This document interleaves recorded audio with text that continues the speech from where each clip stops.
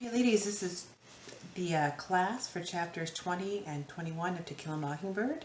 We are starting on page 227. Okay, there's chapter 20. We're going to do 20 and 21. I'm going to read to you and integrate some comments along the way, and then you'll be able to take a little quiz and know that you know what's going on so we can continue with this book. Okay? All right, chapter 20. Come on around here, son, and I'll get something that'll settle your stomach. As Mr. Dolphus Raymond was an evil man, I accepted this invitation reluctantly, but I followed Dill. Somehow I don't think Atticus would like it if we became friendly with Mr. Raymond, and I knew Aunt Alexandra wouldn't. Here, he said, offering Dill his paper sack with straws in it. Take a good sip. It'll quieten you. Dill sucked on the straws, smiled, and pulled at length. He, said Mr. Raymond, evidently taking delight in corrupting a child. Jill, you watch out now, I warned. Dill released the straws and grinned. Scott, it's nothing but Coca-Cola.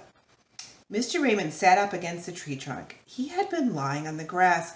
You little folks won't tell on me now, will you? It'd ruin my reputation if you did. You mean all you drink in that sack's Coca-Cola? Just plain Coca-Cola? Yes, ma'am, Mr. Raymond nodded. I liked his smell. It was of leather, horses, cottonseed. He wore the only English riding boots I had ever seen.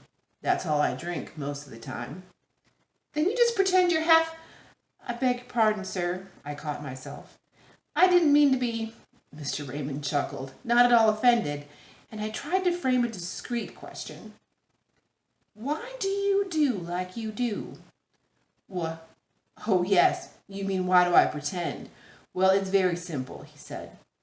Some folks don't like the way I live. Now, I could say, the hell with them. I don't care if they don't like it. I do say I don't care if they don't like it right enough, but I don't say the hell with them. See? Dill and I said, no, sir. I try to give them a reason, you see. It helps folks if they can latch on to a reason.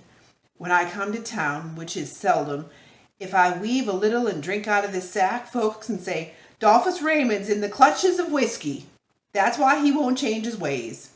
He can't help himself. That's why he lives the way he does. That ain't honest, Mr. Raymond, making yourself out badder than you already are. If it ain't, it ain't honest, but it's mighty helpful to folks. Secretly, Miss Finch, I'm not much of a drinker, but you see, they could never understand that I live like I do because that's the way I want to live. I had a feeling that I shouldn't be here listening to this sinful man who had mixed children and didn't care who knew it, but he was fascinating. I had never encountered a being who deliberately perpetrated fraud against himself. But why had he entrusted us with his deepest secret? I asked him why.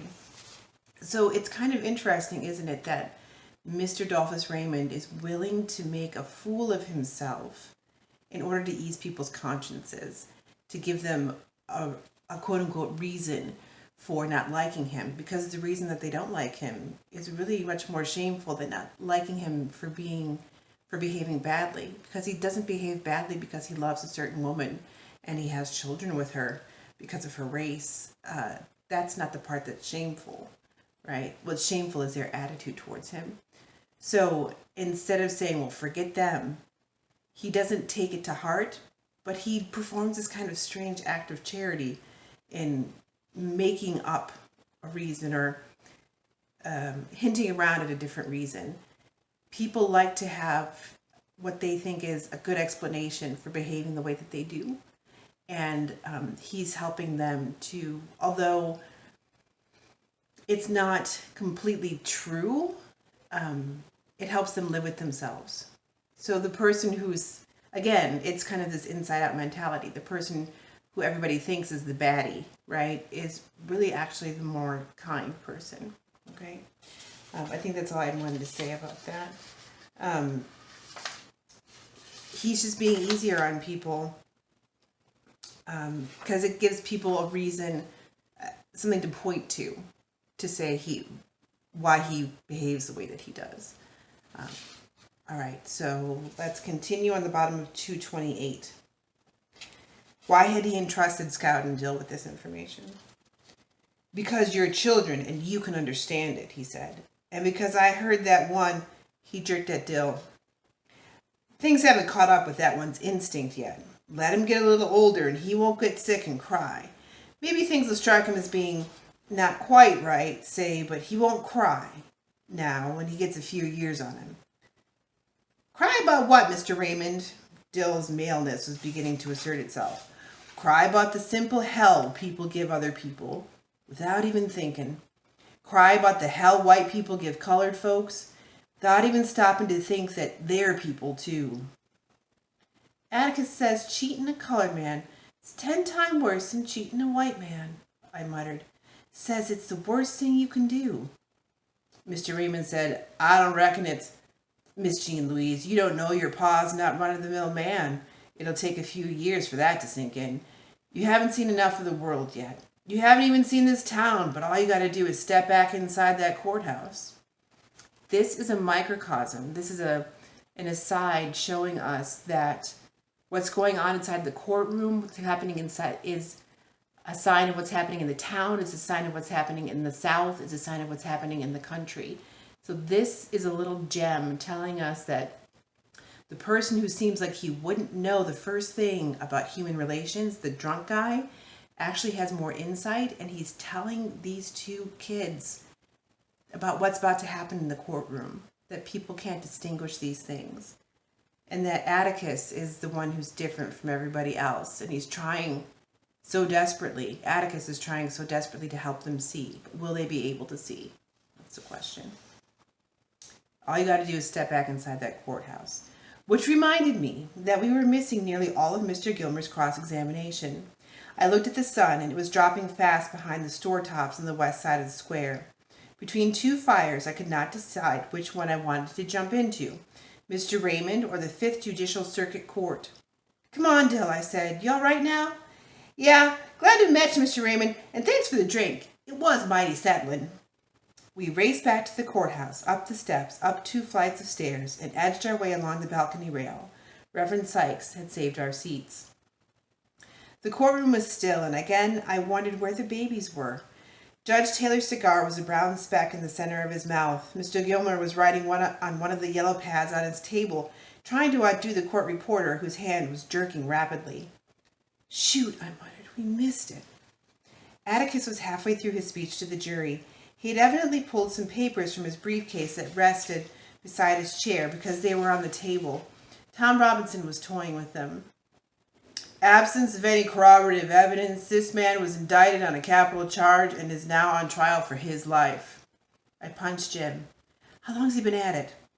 He's just gone over the evidence, Jim whispered. And we're going to win, Scout. I don't see how we can't. It's been about 5 minutes. He made it as plain and easy as... Well, I'd have explained it to you. You could have understood it even. Did Mr. Gilmer... Shh, nothing new, just the usual. Hush now. We looked down again. Atticus was speaking easily, with the kind of detachment he used when he dictated a letter. He walked slowly up and down in front of the jury, and the jury seemed to be attentive. Their heads were up. They followed Atticus's route with what seemed to be appreciation. I guess it was because Atticus wasn't a thunderer. Atticus paused. Then he did something he didn't ordinarily do. He unhitched his watch and chain and placed them on the table, saying, "With the court's permission." Judge Taylor nodded, and then Atticus did something I never saw him do before or since, in public or in private.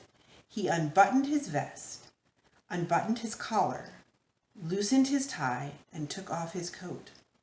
He never loosened a scrap of his clothing until he undressed at bedtime, and to Jem and me, this was the equivalent of him standing before us stark naked.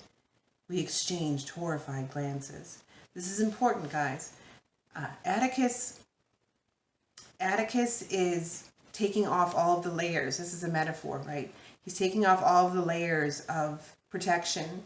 He's laying things out, and there's going to be nowhere else for him to go. He's bringing the truth out, and we'll see if people can tolerate it.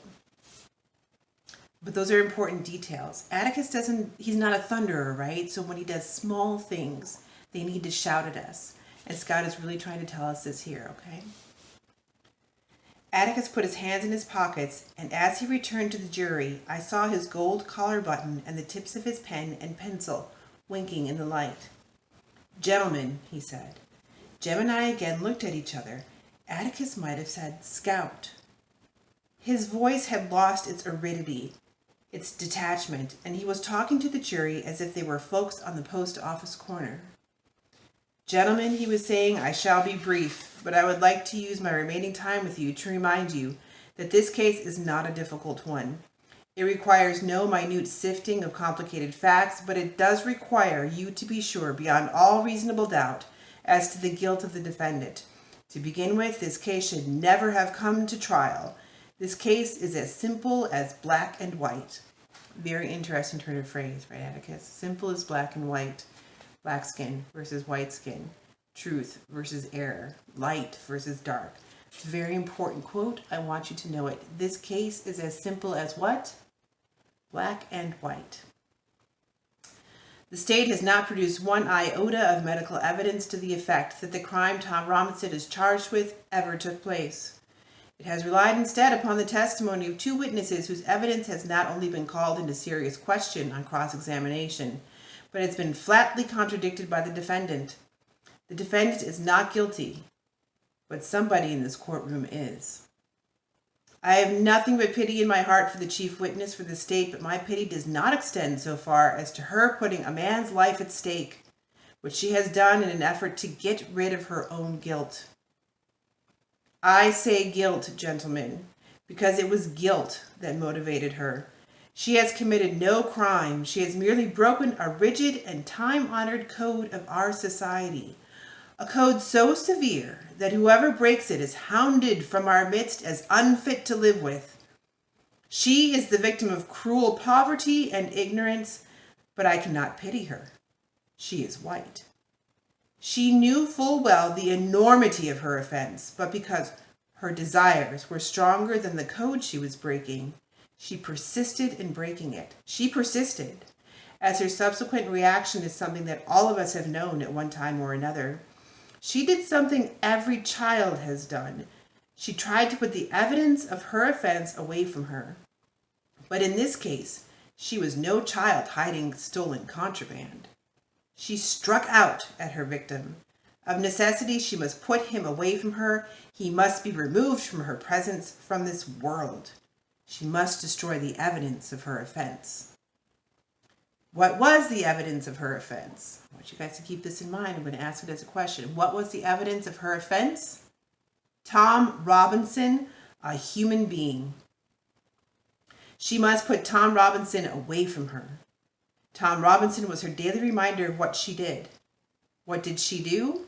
This is an important question, right? What did she do, guys? She tempted a Negro. She was white and she tempted a Negro. She did something that in our society is unspeakable. She kissed a black man. Not an old uncle, but a strong young Negro man. No code mattered to her before she broke it, but it came crashing down on her afterward. Her father saw it, and the defendant has testified as to his remarks. What did her father do? What did her father do? We don't know, but there is circumstantial evidence to indicate that Mayella Ewell was beaten savagely by someone who led almost exclusively with his left. We do know in part what Mr. Ewell did. He did what any God-fearing, persevering, respectable white man would do under the circumstance. He swore out a warrant, no doubt signing it with his left hand. And Tom Robinson now sits before you, having taken the oath with the only hand he possesses, his right hand. And so a quiet, respectable, humble Negro, who had the unmitigated temerity to feel sorry for a white woman, has had to put his word against two white people's. I need not remind you of their appearance and conduct on the stand. You saw them for yourselves. The witnesses for the state, with the exception of the sheriff of Macomb County, have presented themselves to you gentlemen, to this court, in the cynical confidence that their testimony would not be doubted.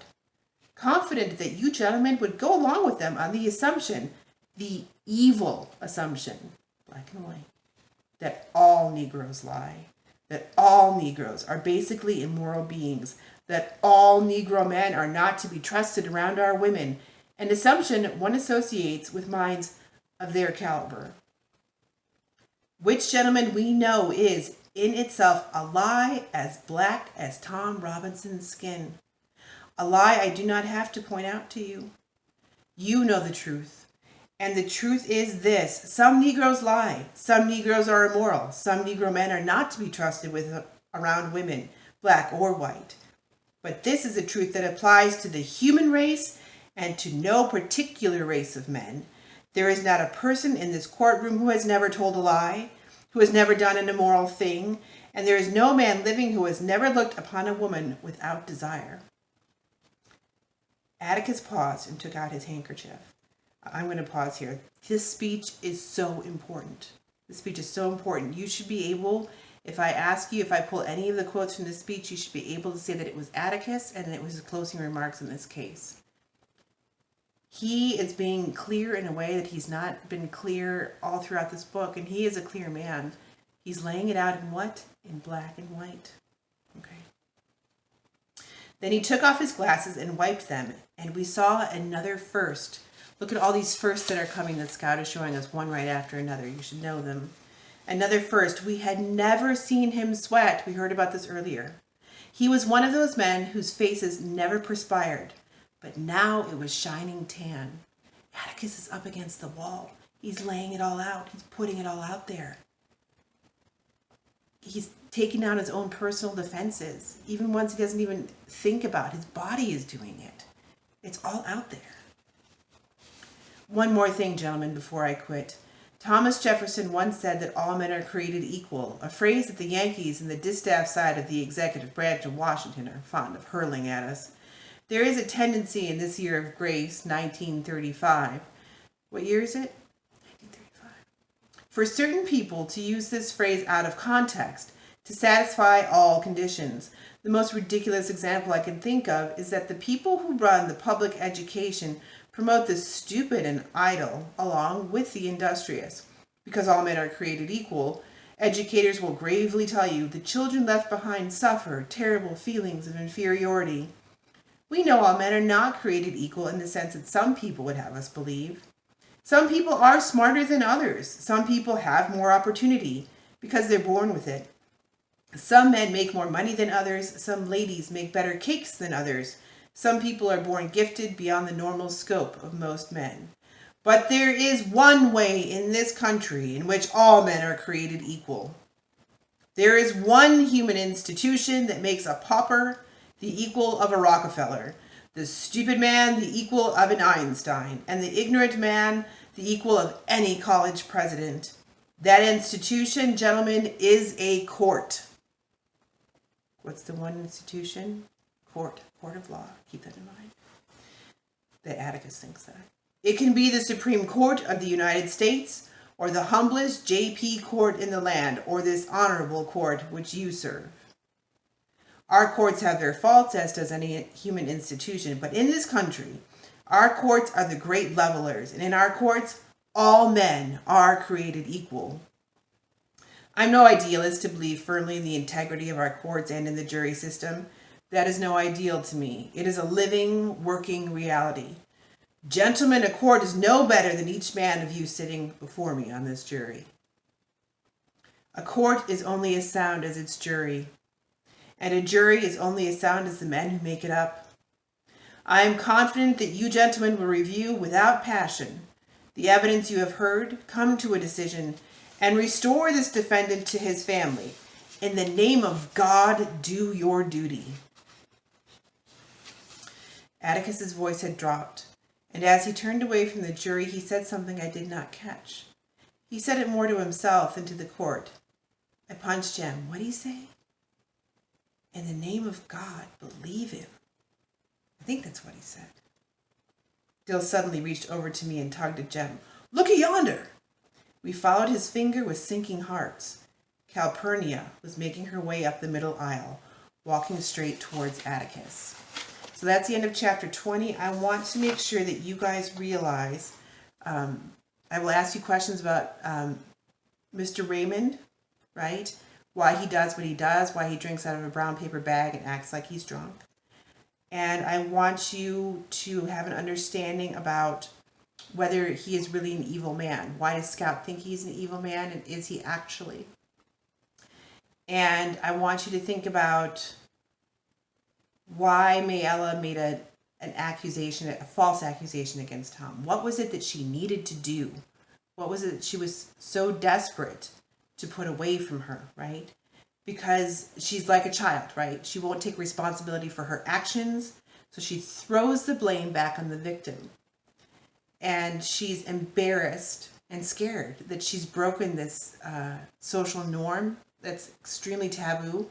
Oh my gosh, you guys, she was so lonely, and she just wanted somebody around her. But in that desperation, she broke the cardinal rule about whites and blacks not mixing together at all. And in that one action, she brought all of reality down on her and on Tom Robinson. But her fault comes in letting him be the one who, well, in tempting him is the way that Atticus puts it, but in sacrificing a human being, he could be killed for the fact that she had this one indiscretion and got caught in it. She's so desperate to not get caught that she's willing to sacrifice another person. And I think she's also trying to protect her father, even though he beats the crap out of her. But he's all she's really got, some people would argue. And I want you to know who the only equalizer of all men is, according to Atticus. And I want you to be able to explain whether that's true or not. That, of course, we need information from later on, but it's something I want you to keep in the back of your minds.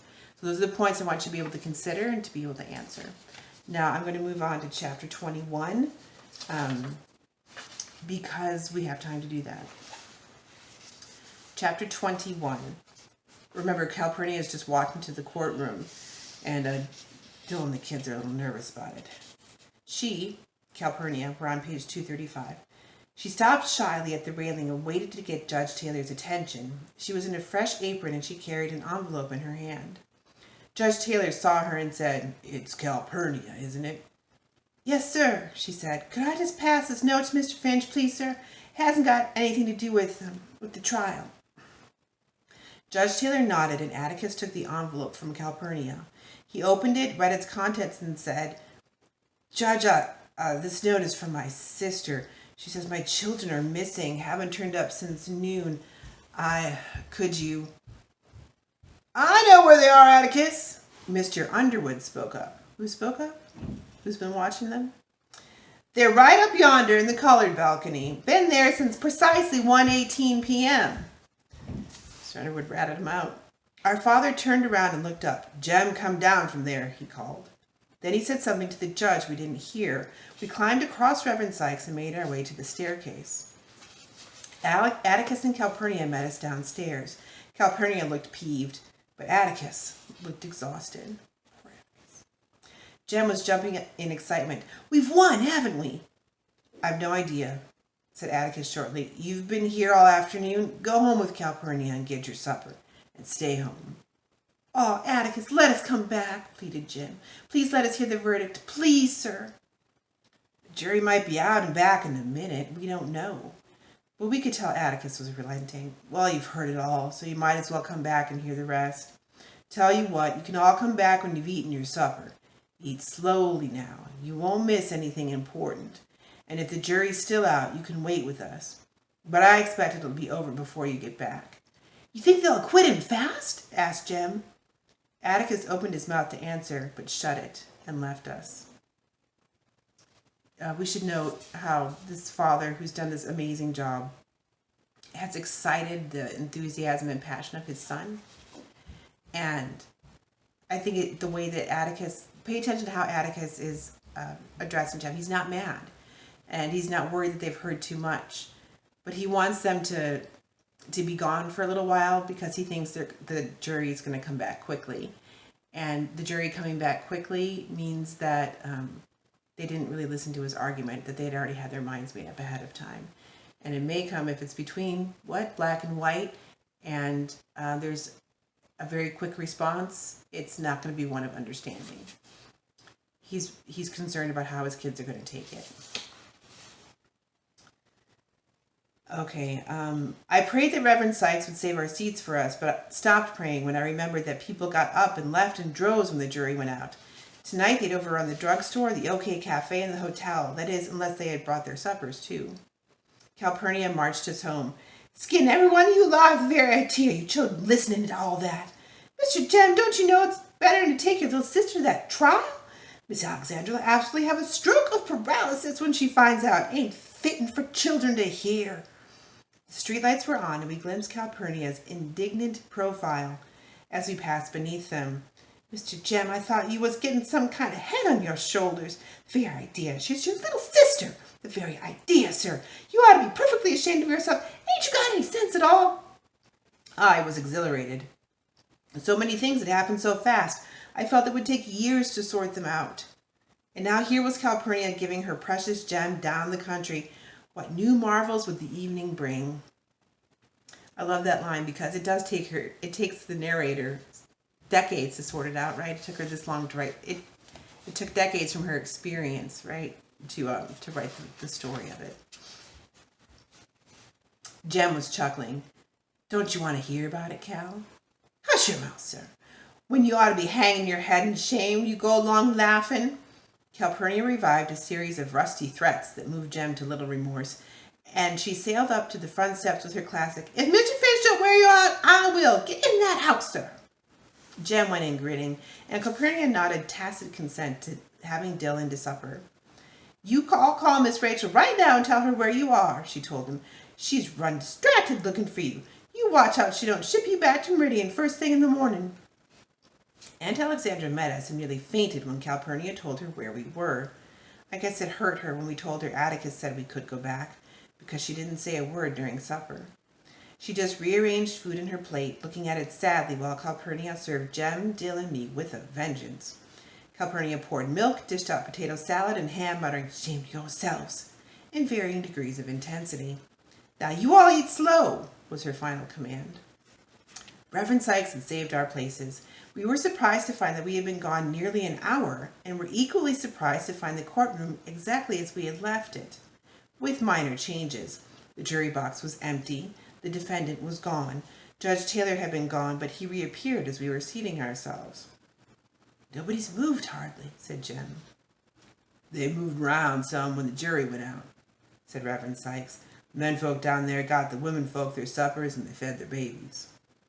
How long have they been out? Asked Jem. About 30 minutes. Mr. Finch and Mr. Gilmer did some more talking and Judge Taylor charged the jury. How was he? Asked Jem. What'd say? Oh, he did right well. I ain't complaining one bit. He was mighty fair-minded. He sort of said, if you believe this, you'll have to return one verdict, but if you believe this, you'll have to return another one.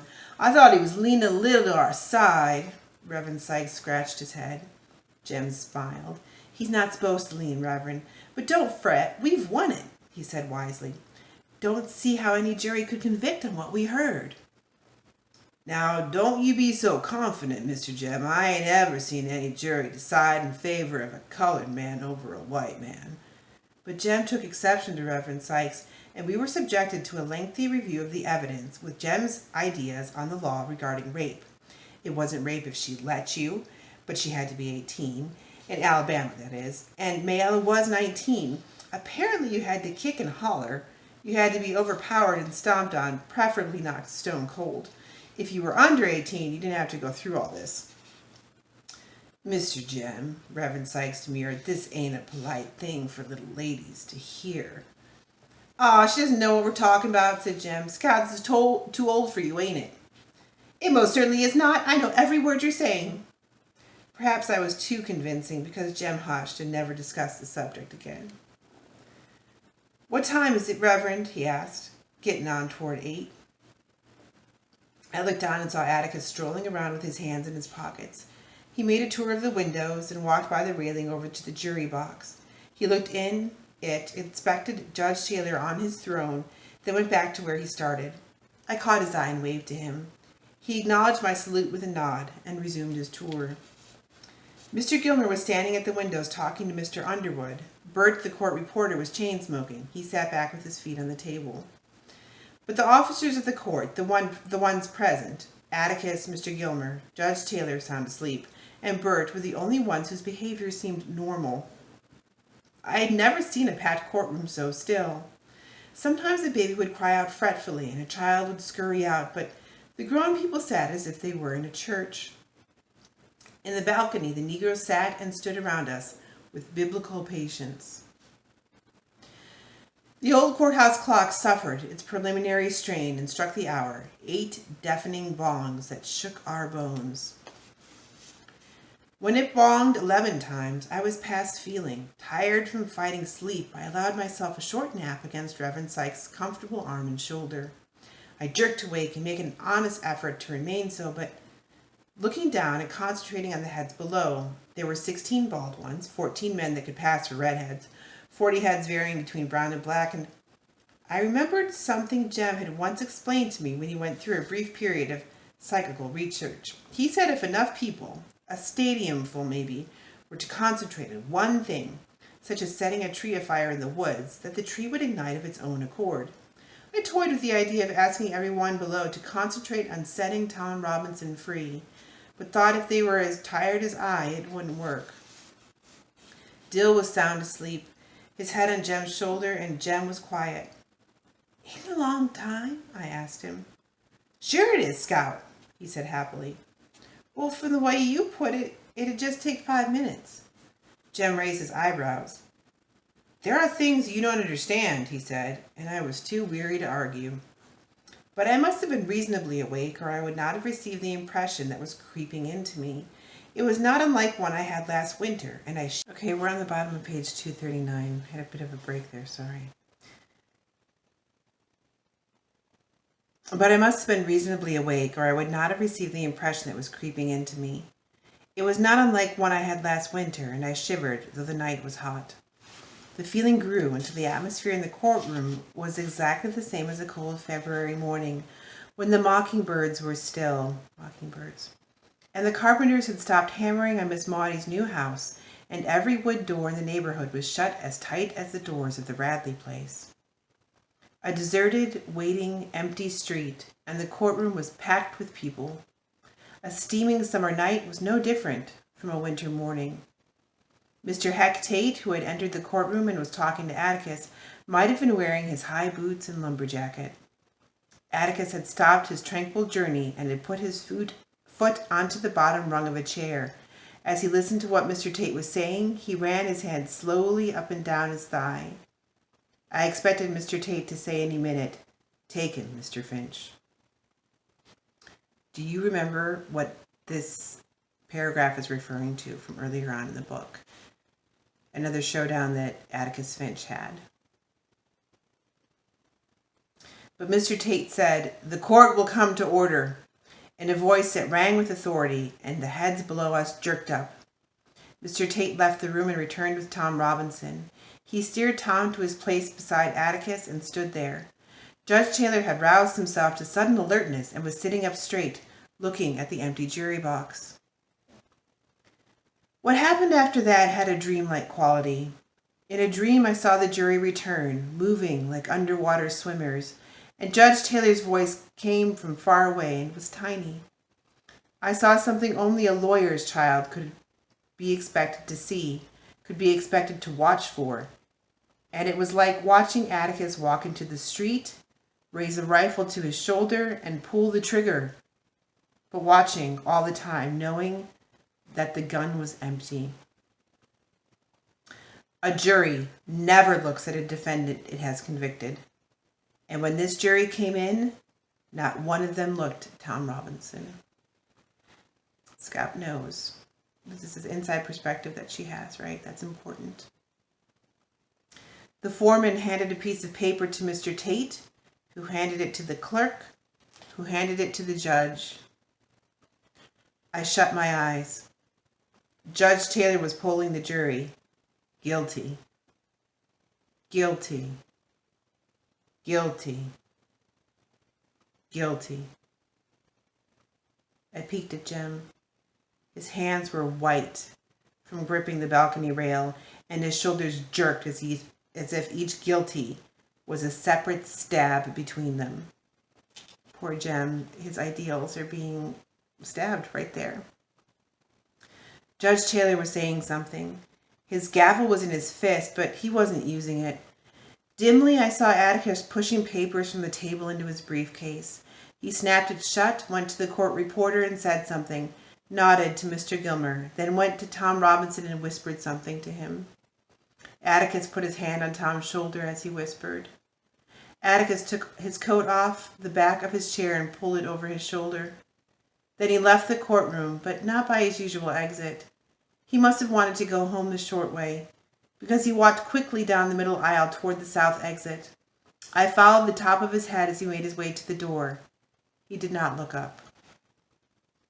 Someone was punching me, but I was reluctant to take my eyes from the people below us and from the image of Atticus's lonely walk down the aisle. I looked around. They were all standing. All around us, and in the balcony on the opposite wall, the Negroes were getting to their feet. Reverend Sykes's voice was as distant as Judge Taylor's. Jean Louise, stand up. Your father's passing. Thus ends chapter 21, one of the most powerful chapters in the entire book. It's iconic. It's been depicted very adequately in the movie. Things I want you to keep in mind: how does Scout know the verdict that came back? Be able to describe Jem's confidence and then his response afterwards, and we need to know that the people in the gallery, and that it's the African Americans who begin it, stand in order to show Atticus respect. That even though he's lost, he fought the good fight, and he spoke the truth, the black and white truth, right? He put himself out there completely, and that image that Scout has, hearkening back to when her father took out that dog, that rabid dog, that he couldn't do it with people's prejudices, that knowing the gun was empty, seeing it all slowly play out before her. I think it's a very powerful, powerful chapter. So now you're going to take a little quiz, and you might want to review this video if you think you need to, but I think that if you were taking little notes and paying attention, that you should be just fine. And please let me know if you have any questions or concerns about the assignments that I'm putting up. I'm going to be doing 3 of these videos a week so that we can finish up the book, and but not have to worry about coordinating a Zoom. So really, please email me at my Gmail or through Jupiter, or send a smoke signal. Any questions you have or concerns about the work or the book or anything else, just let me know. Okay, hope you guys are doing well.